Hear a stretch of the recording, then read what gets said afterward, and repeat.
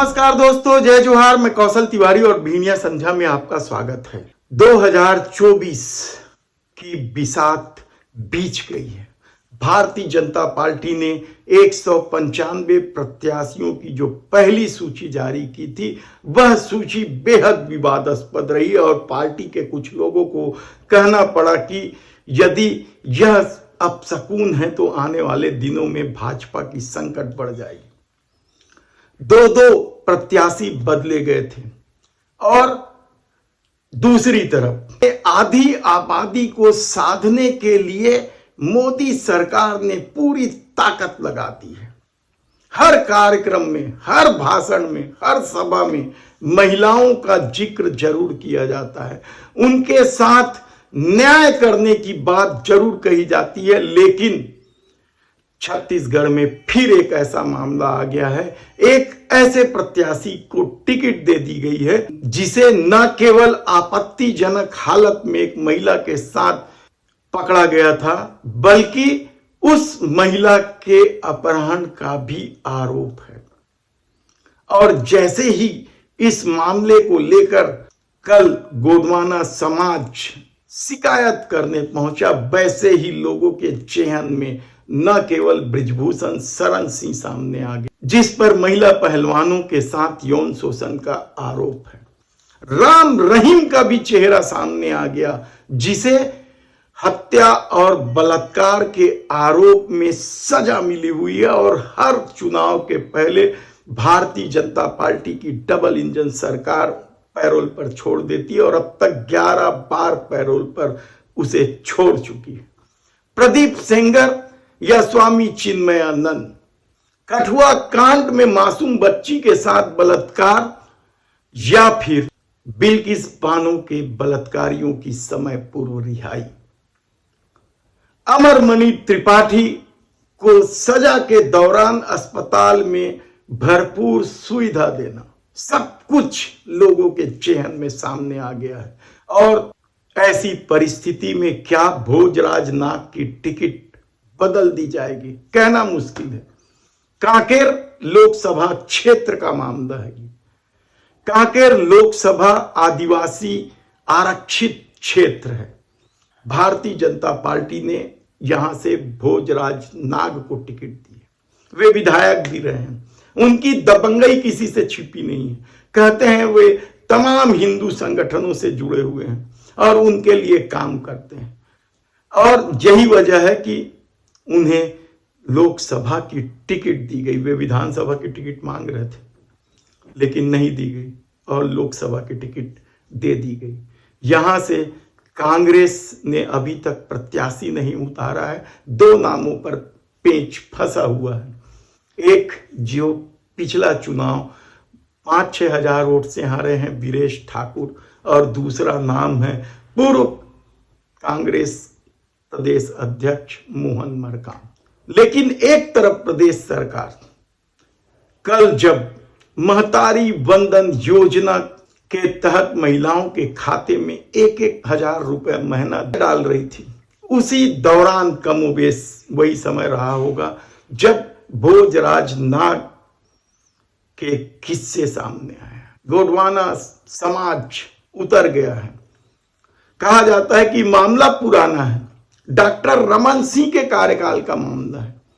एक महिला तब से गायब है। पुलिस का कहना है कि भोजराज नाग से पूछताछ के लिए कई बार संपर्क किया गया, लेकिन संपर्क नहीं हो पाया। कहा जाता है कि पूरा मामला अवैध संबंध का है।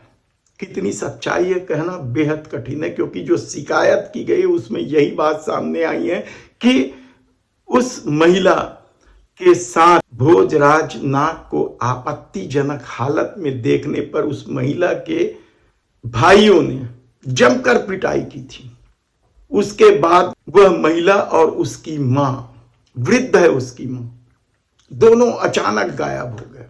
पुलिस में रिपोर्ट लिखाई गई, लेकिन पुलिस ने केवल शिकायती पत्र लिखा, FIR दर्ज नहीं की। और कुछ दिनों बाद अचानक उस महिला की मां मंगती बाई गरियाबंद क्षेत्र के एक गांव से निकलकर आ गई, लेकिन वह महिला जिसका नाम नरसोबाई है, वह नहीं आई।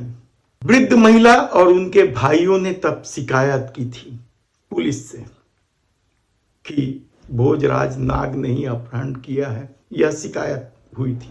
महिला का तो पता नहीं चला, भोजराज नाग से पुलिस पूछताछ नहीं कर पाई। और अब जब उसे टिकट मिल गया, अचानक गोंडवाना समाज के लोग फिर सामने आ गए और एक बार फिर लिखित में शिकायत करते हुए कहा है कि अब यदि पुलिस ने ठीक से कार्रवाई नहीं की तो वे आंदोलन करेंगे।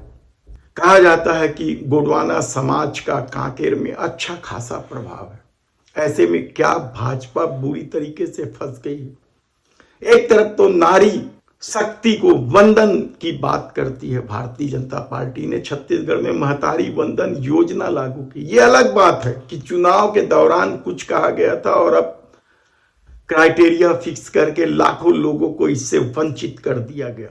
लेकिन यह मोदी की गारंटी है। मोदी की गारंटी क्या इसी तरह की होती है कि पहले तो कह दिया जाए कि कलेक्टर की बीवी हो या किसी की भी बीवी हो, सबको महतारी वंदन योजना के तहत 1,000 रुपए महीना दिया जाएगा और सत्ता में पार्टी आ जाती है तो वह क्राइटेरिया फिक्स करती है कि इसे नहीं दिया जाएगा, उसे नहीं दिया जाएगा। और कहा जा रहा है कि कल भी लाखों महिलाओं को यह राशि नहीं मिली है।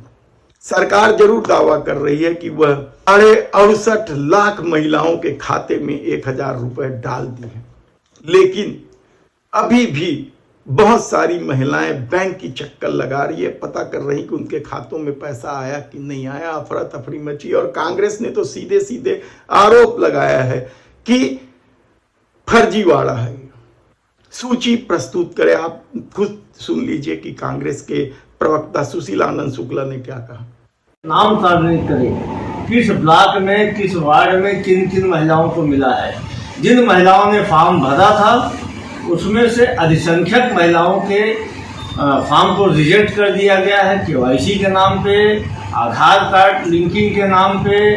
तो किसी का यह बोल के कि आपके यहाँ से इनकम टैक्स जाता है, किसी का यह बोल के कि आपके पति आपके पुत्र सरकारी नौकरी में है। माताओं बहनों के साथ भारतीय जनता पार्टी ने धोखा किया है। ये भ्रामक आंकड़े फैला के लोकसभा चुनाव में फायदा लेने की कोशिश में है, लेकिन जिन माताओं बहनों का पैसा कटा है, उनके खाते में पैसा नहीं गया है, वो सब भारतीय जनता पार्टी को सबक सिखाएंगे। यानी इस तरीके का खेल चल रहा है। गारंटी पूरी करने के नाम पे आधे अधूरे गारंटी पूरी की जा रही है। कई सारे मामले हैं और महतारी वंदन योजना में कोई और नहीं, प्रदेश के उप मुख्यमंत्री विजय शर्मा ने ही चुनाव के दौरान कहा था। महतारी बहनी बनवा तो और बड़ी योजना आए है। महतारी बहनी मन जहाँ है तो घर में बता हर एक महिला जेकर बिहार हो गया है हर महीना 1,000 रुपया दे जाए। यानी कि अगर घर में सास है दूसर बहू होगा ऐसे रथे छे तो 3,000 रुपया मिली। तो कोई छोटे बड़े नहीं, सबके कलेक्टर के पत्नी तक कुछ नहीं मिली, हमरो को मोरो पत्नी मिली और गाँव के कहो पत्नी लोग के मिली, सबके पत्नी 1,000 रुपया महीने मिली। तब सवाल यह है कि एक तरफ देश के प्रधानमंत्री नरेंद्र मोदी आधी आबादी को साधने में लगे हैं। कहते हैं कि बहुत बड़ा वोट बैंक है महिलाओं का, जिसमें लाभार्थी योजना के तहत आने वाली महिला है, प्रधानमंत्री आवास योजना के तहत आने वाली महिला है। लेकिन दूसरी तरफ किस तरीके से महिलाओं को वंचित किया गया महतारी वंदन योजना से, यह भी किसी से छिपा नहीं है। और अब जब महिला का अपहरण करने के आरोप से घिरे भोजराज नाग को टिकट दे दी गई है, लेकिन ये मोदी का दौर है।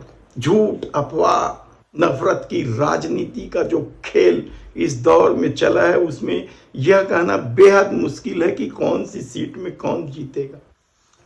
और जिस तरीके से परसेप्शन बनाया गया है विपक्ष के खिलाफ, वह भी कम हैरान कर देने वाला नहीं है। लेकिन महंगाई, बेरोजगारी, विदेशी कर्ज, मित्र प्रेम में इस देश की संपत्तियों को सौंप देने का मामला भी तो लोगों के जेहन में है।